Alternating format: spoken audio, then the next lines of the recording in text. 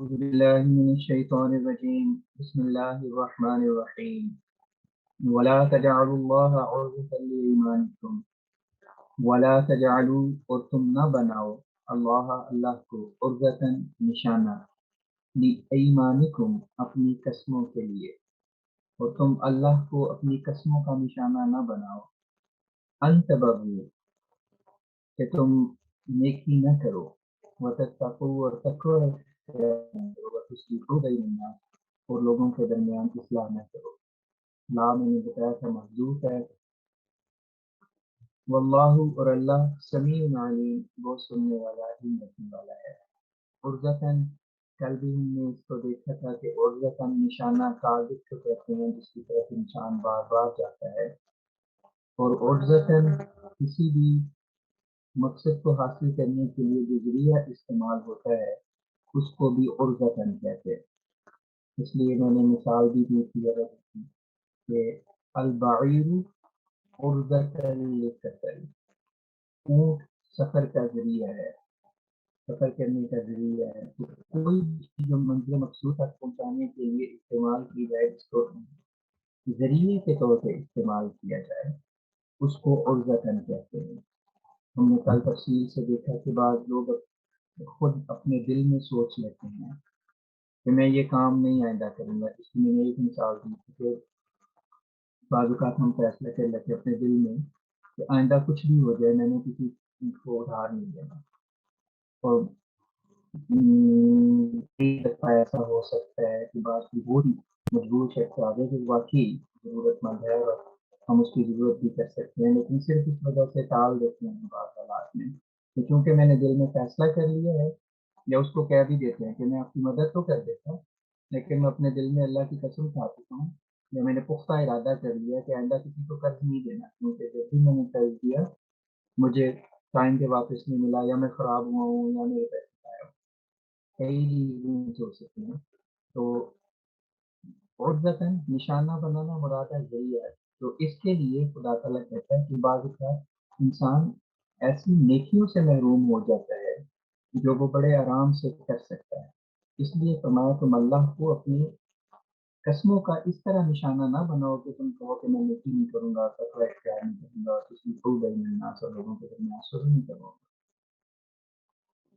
تو یہ ہے قسموں سے مراد ہے کہ ایسی قسمیں، کل بھی ہم نے 3 قسم کی قسموں کا ڈسکس کیا ہے کہ عادتاً کھائی جانے والی قسم جو بالکل جس کے پیچھے انسان کی کوئی اس کے پیچھے اس کا عزم نہیں ہوتا، پختہ ارادہ نہیں ہوتا، بس عادتاً بعض لوگوں کو قسم کھانے کی عادت ہوتی ہے، بس جملے جملے پہ بات بات پہ قسم کھا لینا۔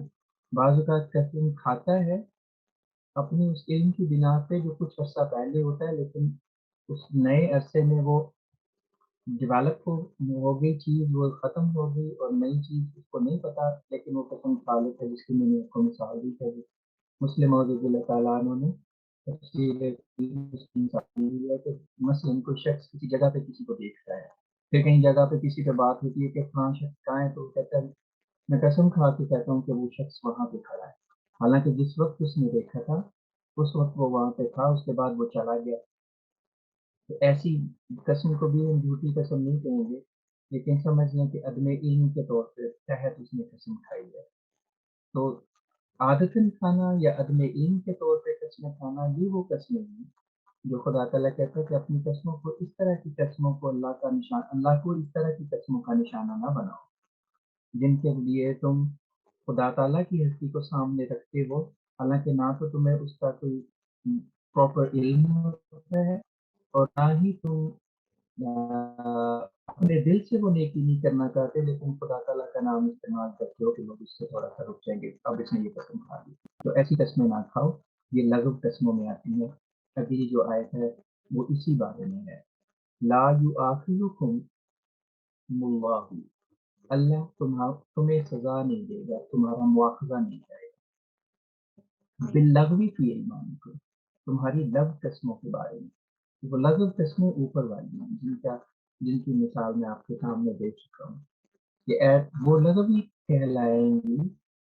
لغو سے مراد فضول ہے، اس کو پتہ بھی نہیں کہ وہ قسم کھا رہا ہے. بعض لوگ تقیہ کلام کے طور پہ بعض بات پہ قسم کھا لیتے ہیں. ایسی قسمیں جو ارادتاً نہ کھائی جائیں اور جو عادتاً اور عدم علم کے تحت کھا لے انسان، وہ ان کے اوپر مواخذہ نہیں ہوگا.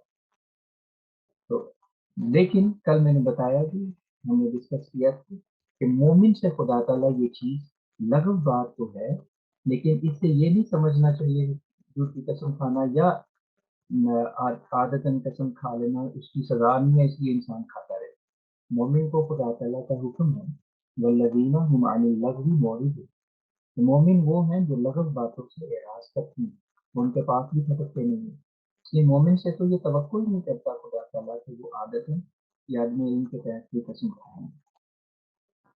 لیکن فرماتا ہے وَلَٰكِنْ يُؤَاخِذُكُم، لیکن وہ تمہیں سزا دے گا، تمہارا مواخذہ کرے گا ما کسبت قلوبکم، اس کے مطابق جو تمہارے دلوں میں کمایا. مراد ہے دل، اصل انما الاعمال بالنیات ہے، دل اس کا فوکل پوائنٹ ہے، سینٹر ہے. اگر تم نے دل سے قسم کھائی ہے، ارادتاً قسم کھائی ہے، تو پھر اپنی قسم پہ قائم رہو. خدا تعالیٰ ایسی قسموں کے بارے میں مواخذہ کرے گا، پوچھے گا، سوال کرے گا کیوں تم نے قسم کھانے کے بعد توڑی. تو اس کی سزا میں نے بتایا تھا سورہ انعام، سورہ مائدہ میں 7ویں پارے کے شروع میں ہے کہ اس کی سزا، پہلی سزا تو یہ ہے کہ 10 مساکین کو کھانا کھلائے یا ان کو معمول کے مطابق کپڑے لے کے دے. یا دوسری پھر اگر یہ نہیں کر سکتا تو پھر یہ ہے کہ ایک غلام کو آزاد کرے. اگر وہ بھی نہیں کر سکتا تو پھر اس کی سب سے کم جو سزا ہے وہ یہ ہے کہ 3 دن روزے رکھے اور استغفار کرے. واللہ، اور اللہ غفور بہت بخشنے والا ہے، حلیم اور بردبار ہے، نرمی کرنے والا ہے. للذین یؤلون من نسائہم، ان لوگوں کے لیے جو اپنے بیویوں سے علاج کرتے ہیں. قسم ہے اپنی بیویوں کے ساتھ کے سامنے قسم کھا لینا کہ میں تم سے تعلقات قائم نہیں کروں گا، اور طلاق بھی نہیں دیتے. عربوں میں یہ رسم کی رواج تھا کہ بیوی کو چھوڑنا بھی نہیں ہے اور اس کے حقوق بھی ادا نہیں کرنے.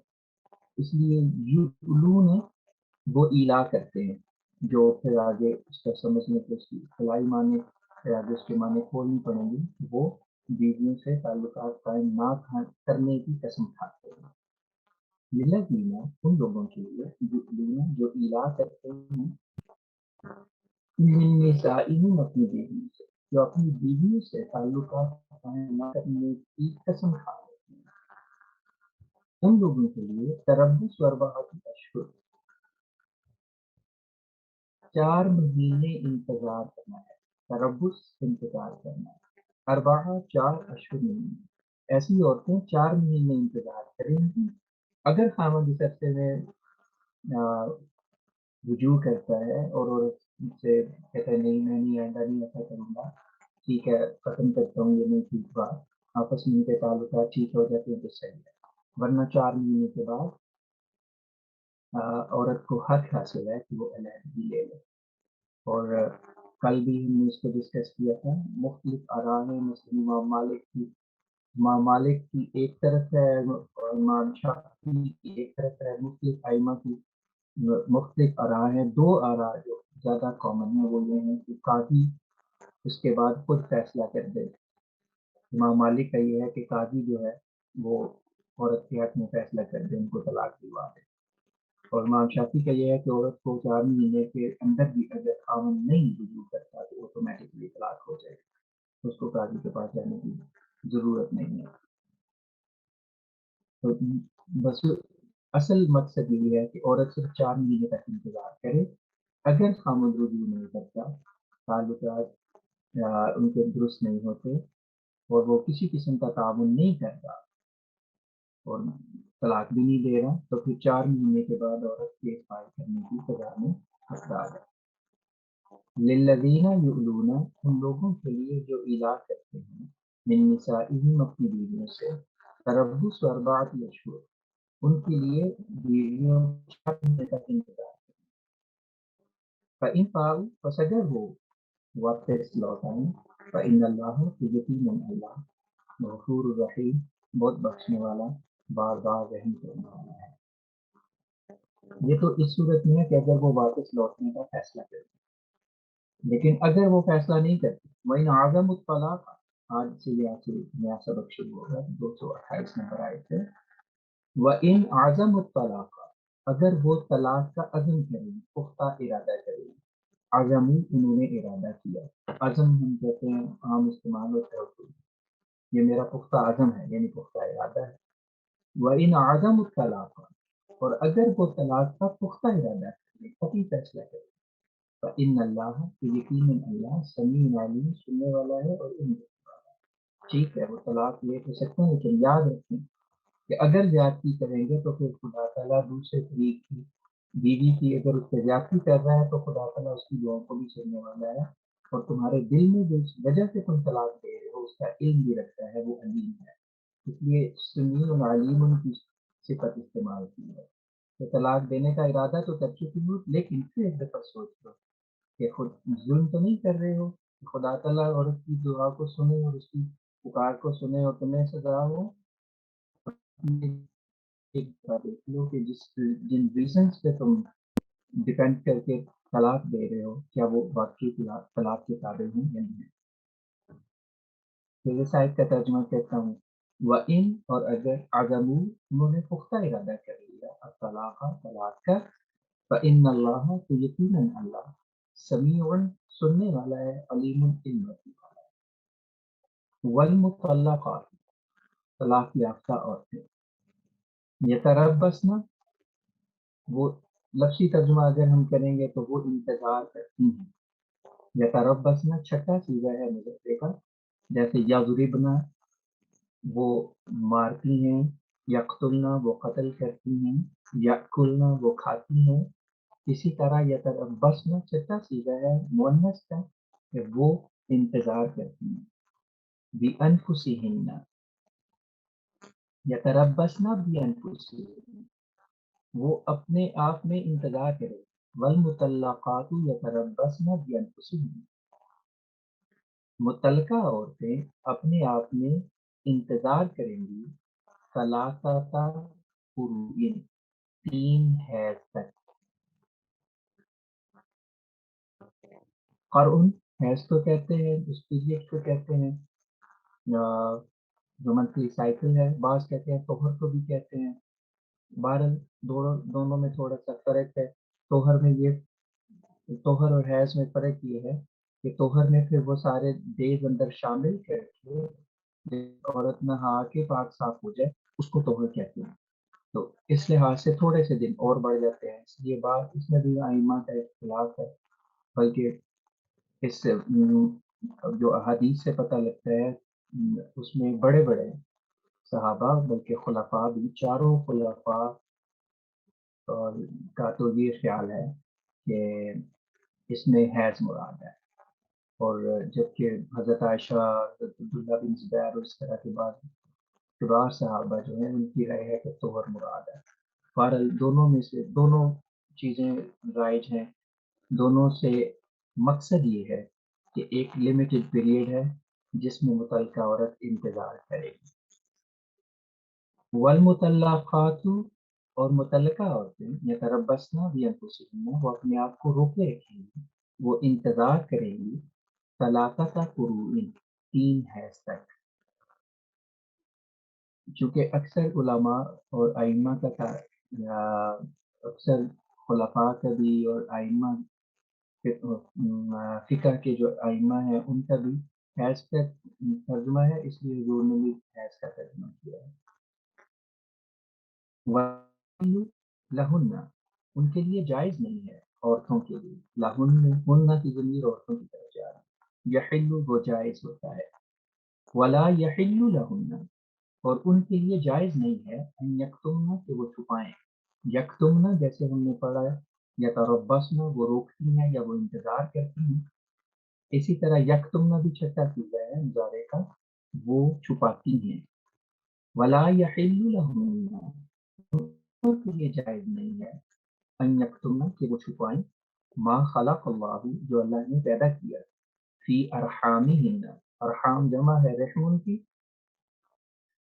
رحم جو اللہ نے ان عورتوں کے رحموں میں پیدا کیا ہے اس کو چھپائیں، یہ ان کے لیے جائز نہیں۔ ان کننا یؤمننا، یؤمننا بھی چھٹا صیغہ ہے یکتمنا کی طرح، اور بسنا، یہ سارے چھٹا صیغہ اس لیے یاد کروا رہا ہوں کہ یہ مؤنث کا چھٹا صیغہ عورتوں کے لیے استعمال ہوتا ہے اور بڑی کثرت سے قرآن کریم میں استعمال ہوا، ترجمے میں لفظ میں بعض کا غلطی ہو جاتی ہے۔ ان کننا یؤمننا، اگر وہ ایمان لاتی ہیں باللہ اللہ پر، والیوم الآخر اور آخرت کے دن پر۔ کہنے کا مقصد یہ ہے کہ طلاق ہو گئی، اب عورتوں کو کہا ہے کہ 3 حیض تک وہ انتظار کرے، اگر ان پیریڈ میں، اس پیریڈ میں جو آلموسٹ 3 مہینے کا بنتا ہے، خاوند رجوع نہیں کرتا اور عورت کو پتہ لگ جاتا ہے کہ وہ پریگننٹ ہے، تو پھر یہ اس کے لیے جائز نہیں کہ وہ چھپائے رکھے۔ بعض اوقات بدلہ لینے کے لیے، یا بعض اوقات یہ کہ اب میں اس کو تڑپاؤں گی، اس نہج پہ عورتیں فیصلہ کر لیتی ہیں کہ نہیں بتانا، طلاق ہو جائے، سارا کچھ ہو جائے، ٹھیک ہے بیبی ہوگا تو خاوند کے پاس اس تڑپے اس کے لیے۔ بہت بہت کام ہوتے ہیں جب بدلہ لینے پہ ایک دوسرے کے اوپر آتے ہیں، تو فرمایا یہ عورت کے لیے جائز نہیں ہے۔ اس لیے جائز نہیں ہے کہ ممکن ہے خاوند اگر غلطی پہ ہے یا نہیں ہے، اپنی اولاد کی خاطر اس کا دل پسیج سکتا ہے، اس کا دل نرم ہو سکتا ہے، اور وہ رشتہ جو کہ ٹوٹنے کے کنارے پہ کھڑا ہے وہ جڑ سکتا ہے۔ اس لیے یہ جائز نہیں کہ وہ چھپائیں، ان کو چاہیے کہ ظاہر کر دیں، اگر پریگننٹ ہیں تو بتا دینا چاہیے سچ سے۔ اگر وہ واقعی اللہ اور یوم آخرت پر ایمان لاتی ہیں اور خدا سے ڈرتی ہیں تو پھر اس چیز کو نہ چھپائیں، تاکہ ان کا گھر اگر ٹوٹنے سے بچ سکتا ہے۔ اور بہت سارے کیسز میں ایسے ہوتا ہے کہ غلطی خاوند کی ہو یا بیوی کی ہو، اگر بات طلاق تک پہنچ چکی ہے، اگر اولاد کا پتہ چل جائے تو بہت سارے معاملات سلجھ جاتے ہیں اور دوبارہ سے پیچ اپ ہو جاتا ہے۔ دونوں میں سے کسی کی بھی غلطی ہو سکتی ہے، اگر خاوند کی بعض اوقات نہیں بھی ہوتی تو پھر بھی وہ کہتا ہے ٹھیک ہے جو بھی ہے میں مانتا ہوں، چلے میں مان لیتا ہوں میری غلطی، تو چلو اس کو اب اولاد ہو رہی ہے تو اولاد کی کھینچ اتنی ہے، اٹیچمنٹ اتنی ہے کہ اس کے بدلے میں وہ ہر ایک عورت بھی ہر قربانی کرنے کے لیے تیار ہو جاتی ہے اور مرد بھی ہو جاتا ہے۔ اس لیے فرمایا لا یحل لہن، ان عورتوں کے لیے جائز نہیں ہے، ان یکتمن، کہ وہ چھپائیں، ما خلق اللہ، جو اللہ نے پیدا کیا، فی ارحامہن، ان کے رحموں میں، ان کننا، اگر وہ ہیں یؤمنہ، ایمان لاتی۔ جب شرطیہ بنے گا، کنڈیشنل ہوگا، تو پھر ہم کریں گے اگر وہ ایمان لاتی ہیں۔ یؤمنہ کا لفظی ترجمہ ہے وہ ایمان لاتی ہیں، جیسے یکتمنہ کا لفظی ہے وہ چھپاتی ہیں۔ ان کننا، اگر وہ ہیں یؤمنہ، ایمان لاتی ہیں، باللہ، اللہ پر، والیوم الآخر، اور آخرت کے دن پر۔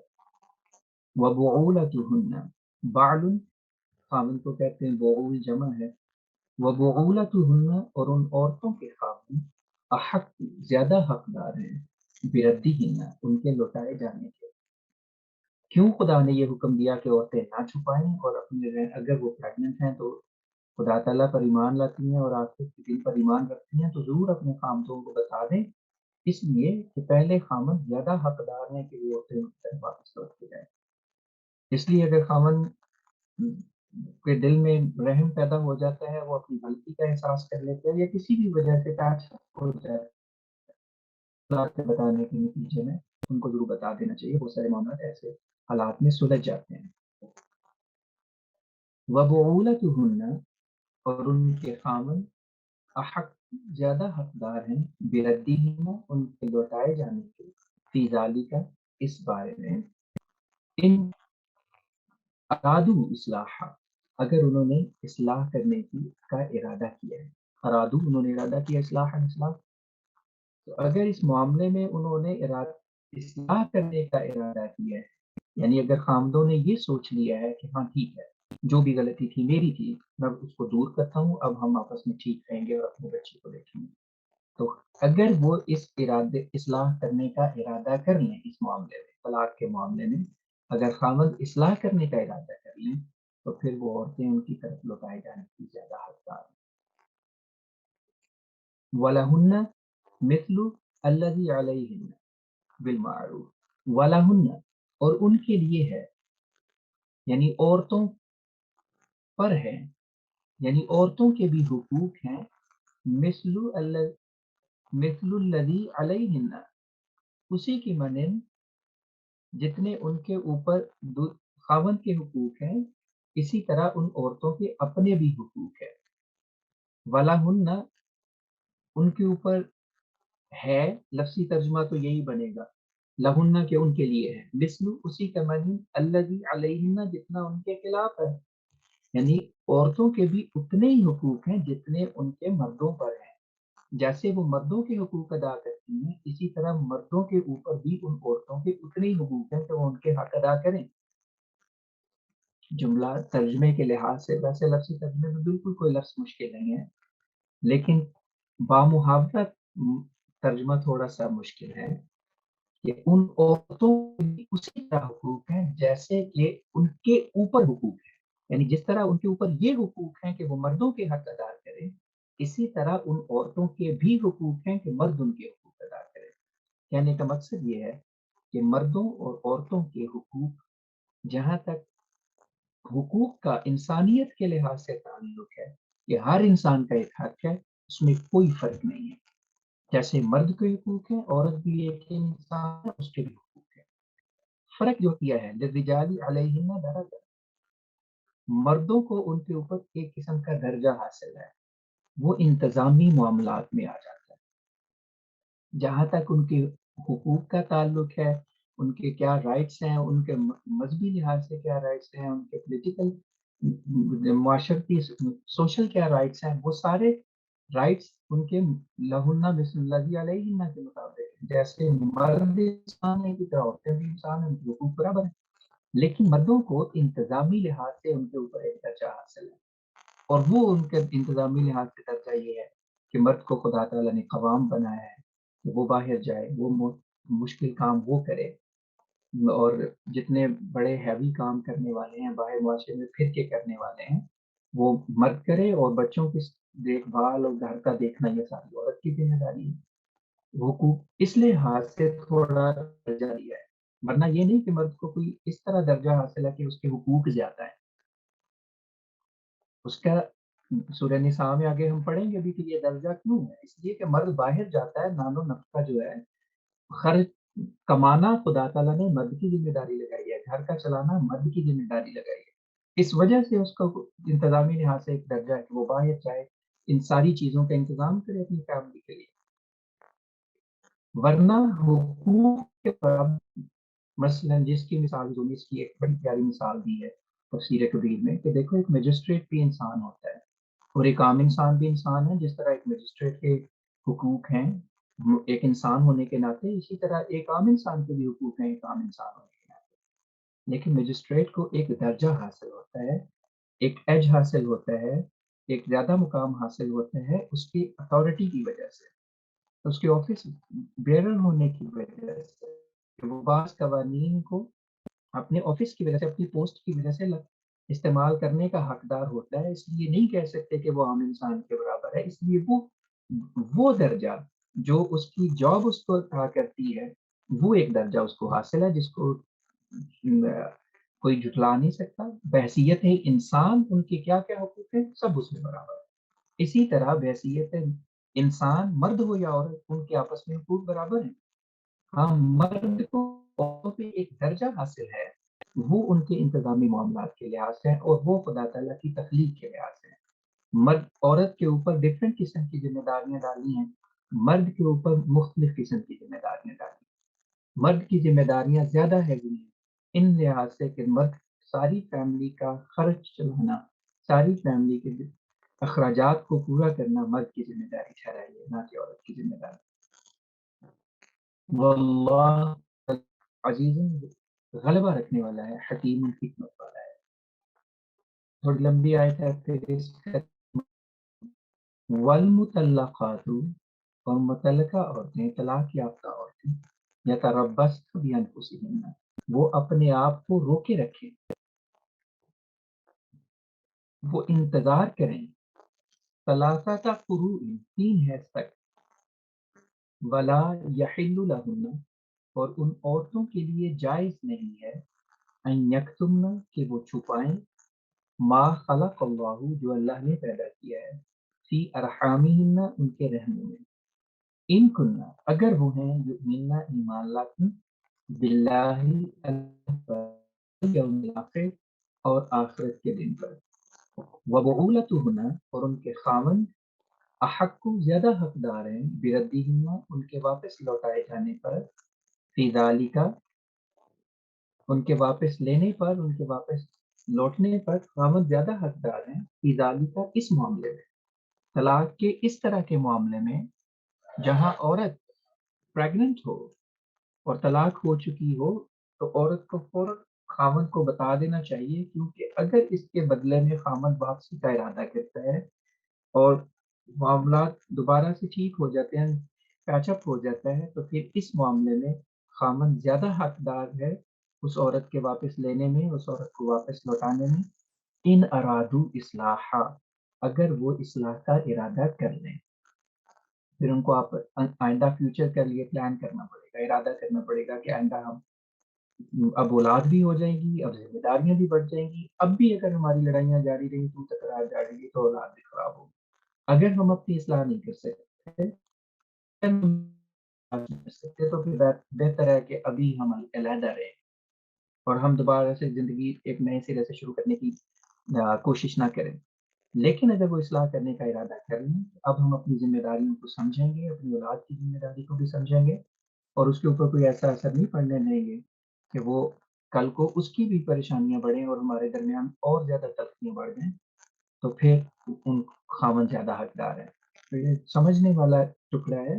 खामन उन औरतों को वापस लेने के इस तरह हकदार है अगर वो आपस में आइंदा फ्यूचर के लिए इस्लाह कर लें कि आइंदा हम अब आपस में मोहब्बत और प्यार से रहेंगे, और कोई ऐसा उनसे फेल हो जाती है, फिर भी हो जाती है, लेकिन कम अज कम नीयत तो इंसान को साफ रख के इरादा तो करना चाहिए इस्लाह का, फिर खुदा ताला तौफीक भी देता है कि कम से कम आपस में झगड़े होते हैं। खाम मियाँ बीवी के झगड़े कोई ना कोई किसी न किसी बात पे तलखी, किसी न किसी बात पे एक दूसरे से एतराज या एक दूसरे की बात बर्दाश्त करने की सलाहियत कम हो जाना, कई फैक्टर्स होते हैं। कम अज कम इस्लाह नीयत तो जब इंसान पैचअप की कर रहा है, तब इरादा और नीयत तो पाक और साफ रखे, तो खुदा ताला उसकी तौफीक भी देगा। वाला हुन्ना और उन औरतों के लिए हुकूक है, मिसलू उसी के माने अल्लज़ी अलैहिन्ना जैसा कि उनके ऊपर हुकूक है मर्दों के, तो उन औरतों के भी उसी तरह हुकूक हैं जैसे उनके ऊपर मर्दों के हुकूक है। बिल मारूफी मारूफ तरीके के मुताबिक, मारूफ की साथ शर्त लगा दी कि औरतें फिर अब ये समझ के कि हमारे भी हुकूक हैं, मर्दों को बेजा तंग ना करें। मारूफ तरीके के मुताबिक जिस तरह जितना वो समझती हैं कि नेकी के साथ जितना मुनासिब है, जितना उनकी इस्तेताअत में है, उसके मुताबिक उनसे हुकूक हासिल करें। इसमें एक और बहुत बड़ी बात ये भी है कि इस्लाम ने औरतों के हुकूक जितने इस्लाम हैं, वो किसी मज़हब में बयान नहीं किए। सबसे बड़ी मिसाल अरब की है कि जो बीवी के हुकूक देना दूर की बात है, बीवी को तो समझते कुछ नहीं थे। माँ को भी कुरान करीम ने जो बयान किया है कि अपनी माँओं को भी बापों के फौत होने के बाद वो भी तकसीम हो जाती। तो इस लिहाज से औरत उनका कोई तरका नहीं होता था, किसी को कोई हिस्सा नहीं मिलता था। हुजूर ने तफसीर कबीर में बाइबल से हवाले दिए हुए हैं कि क्रिश्चियनिटी आज बहुत बड़ा चैंपियन बनती है, ये यूरोप आज बहुत बड़ा चैंपियन बनता है कि हमने औरत को हुकूक दिए हैं। ये तो औरत को हुकूक जिस तरह के इस्लाम ने औरत को कम्प्रिहेंसिव हुकूक दिए, किसी और मजहब ने नहीं दिए। ये तो अभी भी हवाले मौजूद हैं बाइबल में जो मर्द को फौकियत देते हैं। वलिर्रिजाली अलैहिन्ना दरजा, और मर्दों को औरतों के ऊपर एक किस्म का एक दर्जा हासिल है, जिसकी मैंने अभी वजाहत कर दी है इस्लामी मामलात की वजह से। वल्लाहु और अल्लाह अजीजुन गलबा रखने वाला है, हकीमुन और हिकमत वाला है।